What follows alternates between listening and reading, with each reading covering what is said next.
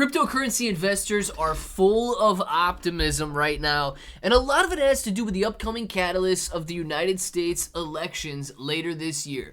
Now, I'm going to go through some headlines surrounding the cryptocurrency industry. I'm going to be talking about the pros, I'm going to be talking about the cons in this video, and then we're going to go over a brand new token, a layer 2 blockchain that could absolutely rip higher in value if, of course, cryptocurrency is embraced here in the United States. Now, I think that one political party is going to be doing much better than the other political party of embracing cryptocurrency. We'll see what you think in a second here, and if it sounds like something you're interested in, let's get started. What's up, everybody? I'm Clay, bro, and as you can see, we got a ton of headlines on the screen right now. I'm not going to be going through all of these here, but I want to show you something. Okay, crypto industry will show no mercy in November, says Winklevoss twins. Harris scrambles Trump's crypto play. I don't know about that. I think this headline might be a little biased here. Kamala Harris is entered the U.S. presidential election. What could that mean for crypto? I'll tell you exactly what it means in a second here, and it is treacherous. It is terrible news. Elon Musk quietly removes Bitcoin and MAGA emojis from hashtags. Bitcoin and Ethereum slide as risk aversion spreads into the crypto market. Yeah, but they're right back up today, so that risk aversion didn't last very long. What do you notice about these headlines? A lot of political motives. And you're going to see as time goes on that those headlines trending on Google are typically those headlines that support Google's narrative, which seems to be much further leaning in one direction than the other.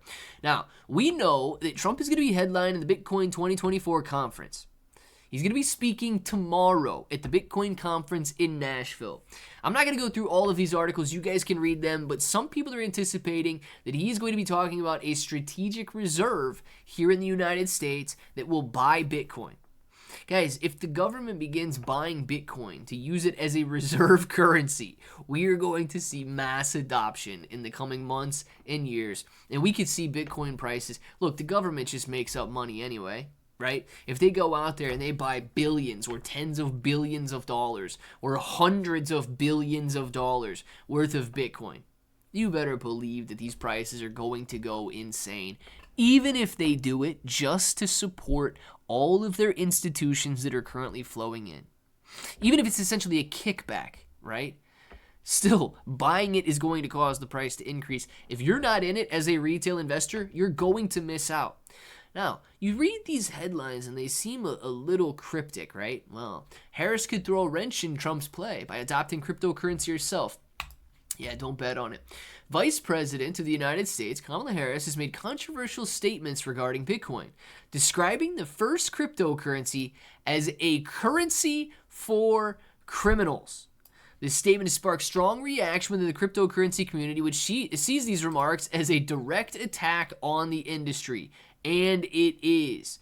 During a discussion on cryptos, Harris expressed her concern about the use of Bitcoin in illicit activities. She emphasized the decentralized and anonymous nature of Bitcoin make it an attractive tool for criminals seeking to evade authorities' surveillance.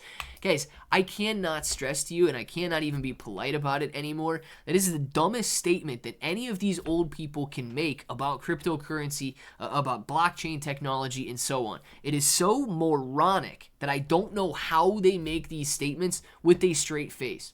You would have to be the world's dumbest criminal to want a complete and public ledger of all of your transactions and all of your activities.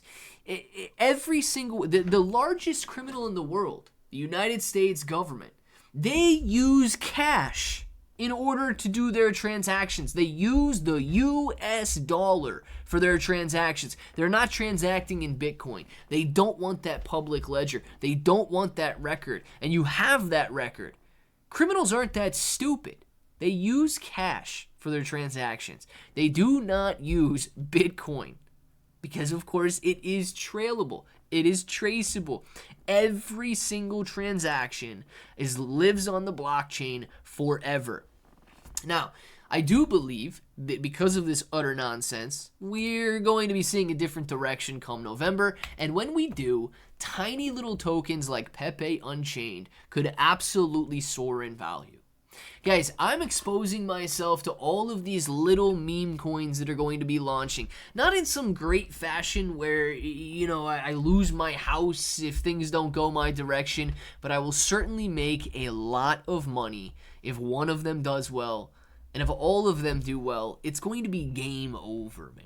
Like Andrew Tate says, you got to escape the matrix. You can see that one side of the spectrum really wants to embrace wealth and growth and prosperity for all people.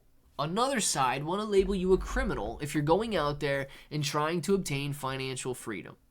I do think that these cryptocurrencies, because it is such a new industry, because retail is nowhere to be found right now, that when they do decide to flow back in, you're going to see such large price increases in these tiny little tokens that it doesn't take much to make a lot of money.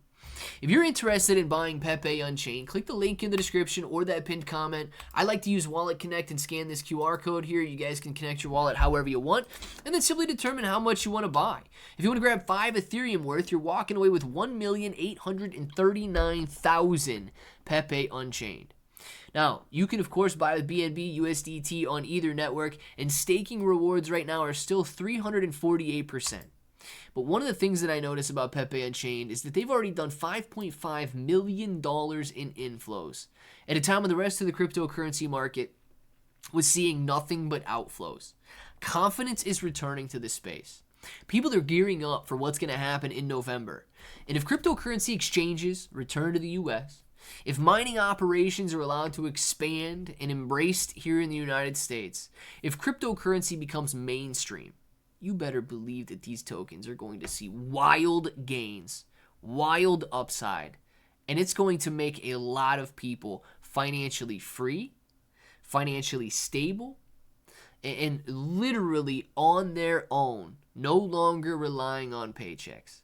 You just have to answer the question if you're going to be one of them. I want to know what you guys think about it down in the comments below, and until the next time, hope each and every one of you have an awesome day.